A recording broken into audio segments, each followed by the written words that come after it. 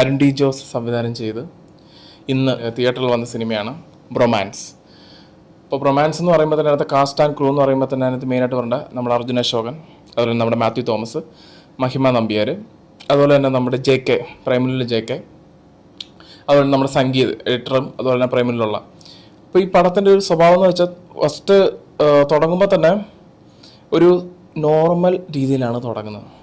അത്ര വലിയ സെറ്റപ്പൊന്നുമല്ല, നോർമൽ രീതിയിൽ കഥ പതിഞ്ഞ സ്വരത്തിലാണ് പോകുന്നത്. പക്ഷെ കുറച്ച് നേരം പോയി കഴിയുമ്പോഴേക്കും ഓരോ ക്യാരക്ടർ ഇൻട്രൊഡക്സേഷൻ വരുമ്പോൾ അങ്ങനെ വരുന്നതാണ്. മാത്യു തോമസിൻ്റെ ക്യാരക്ടറിനെ ആദ്യം ചെറുതായിട്ട് അവൻ്റെ സ്വഭാവങ്ങളും കാര്യങ്ങളൊക്കെ കാണിക്കുമ്പോൾ ട്രെയിലറിനകത്ത് കാണിച്ചിരിക്കുന്ന ഒരാൾ ഇത്തിരി ഈ ദേഷ്യം ഉള്ളൊരു കൂട്ടത്തിലാണ്. അപ്പോൾ അയാളുടെ ദേഷ്യം വരുമ്പോൾ അയാളുടെ വാച്ചിനകത്തത് റീഡിങ് കാണിക്കും. അത് ഇത്തിരി ഫണ്ണി ആയിട്ടുള്ള ഇതാണ്. അയാൾക്ക് ഭയങ്കര ദേഷ്യം വരുമ്പോൾ ഹാർട്ട് ബീറ്റ് ഭയങ്കരമായിട്ട് മുകളിലോട്ട് കാണിക്കും. അപ്പോൾ പ്രഷർ കൺട്രോൾ ചെയ്യാൻ പറ്റാത്ത ഒരു കുട്ടി, അല്ലെങ്കിൽ ഒരുപാട് ദേഷ്യമുള്ള ഒരു ജനറേഷനിലുള്ള ഒരാളായിട്ടാണ് കാണിക്കുന്നത്. അപ്പോൾ ഫസ്റ്റിൻ്റെ തുടക്കം ഇവരുടെ വീടൊക്കെ കാണിച്ചു കഴിഞ്ഞിട്ട് പിന്നെ ഇവരൊരു പാർട്ടിക്ക് കൊടകിലോട്ട് പോകുന്ന രീതിയിലൊരു സംഭവമുണ്ട്. അപ്പോൾ അവിടെ ഇവർ ഒരു കാറിൽ പോകുന്നുണ്ട്. സിൻസിയർലി ഞാൻ ആദ്യമായിട്ടാണ് ആ പാട്ട് കാണുന്നത്. അടിപൊളിയായിരുന്നു ആ പാട്ട്. കാരണം അതുപോലെ DOP, സിനിമോട്ടോഗ്രഫി, മ്യൂസിക്, പടത്തിൻ്റെ തുടക്കം തൊട്ട് അവസാനം വരെ നമ്മൾ ഹെൽഡ് ചെയ്ത് വെക്കുന്ന ഒരേ ബൂസ്റ്റ് ഫാക്ടർ മ്യൂസിക്കാണ്. ഒരു രക്ഷയില്ലാത്ത മ്യൂസിക്കാണ്, അത് പറയാതിരിക്കാൻ പറ്റത്തില്ല. അടിപൊളിയാണ് മ്യൂസിക്. അതിനുശേഷം അർജുൻ അശോകനൊക്കെ വരുന്നത്. അർജുൻ അശോകൻ ഒരു നോർമൽ ക്യാരക്ടറായിട്ടാണ് ആദ്യം വരുന്നത്. സിനിമയിൽ ട്രെയിലറിനകത്ത് കാണിച്ചിരിക്കുന്ന പോലെ ജസ്റ്റ് വിളിക്കുകയാണ് ചേട്ടനെ കാണുന്നത്. അപ്പോൾ ചേട്ടനായിട്ട് അഭിനയിക്കുന്നതാണ് നമ്മുടെ JK. ചേട്ടൻ കാണുന്നില്ല എന്ന് പറഞ്ഞ് അന്വേഷിച്ച് വരുന്ന സമയത്താണ്, അതുപോലെ തന്നെ ആ ഒരു സമയത്താണ് മഹിമ നമ്പ്യാരിലോട്ട് പോവുകയും ചെയ്യുന്നത്. പിന്നെ ചേട്ടനെ കണ്ടുപിടിക്കാൻ വേണ്ടി നടത്തുന്ന യൂഷ്വലി ഒരു റോഡ് മൂവി എന്ന് വേണേൽ കുറച്ച് നമുക്ക് പറയാം. അതുപോലെ തന്നെ ഒരു ഇൻവെസ്റ്റിഗേഷൻ ത്രില്ലർ രീതിയിലും പടം പോകുന്നുണ്ട്. അതിനിടയ്ക്ക് ഇപ്പോഴത്തെ തന്നെ സാമൂഹ്യ മാധ്യമങ്ങളിലുള്ള കുറച്ച് കാര്യങ്ങളും രസമായിട്ട് കലാഭവൻ ഷാജോൺ വരുന്നത്. കലാഭവൻ ഷാജോണിൻ്റെ എൻട്രി അടിപൊളിയാണ്. സിനിമയിലൊരു തുടക്കഭാഗത്ത് വന്നിട്ട് സിനിമയുടെ ഒരു പ്രധാന രീതിയിൽ ആവുകയാണ്. ശ്യാമോഹനെ അന്വേഷിച്ച് ഇവർ പോകുന്നതാണ്. അപ്പോൾ ഇവർ പോകുന്നതിനിടയ്ക്ക് ഇവർ ടീം ആവുകയാണ്. ഇപ്പോൾ നമ്മുടെ മാത്യു തോമസും, മഹിമ നമ്പ്യാർ, അർജുൻ അശോക്, അതുപോലെ തന്നെ നമ്മുടെ കലാഭവൻ ഷാജോൺ, സംഗീത്, ഇവരെല്ലാവരും കൂടി പോവുകയും ചെയ്യുന്നതാണ് മെയിൻ സംഭവം. അപ്പോൾ ഇവർ തമ്മിലുണ്ടാകുമ്പോൾ ഉള്ളൊരു കോമഡി ഉണ്ട്.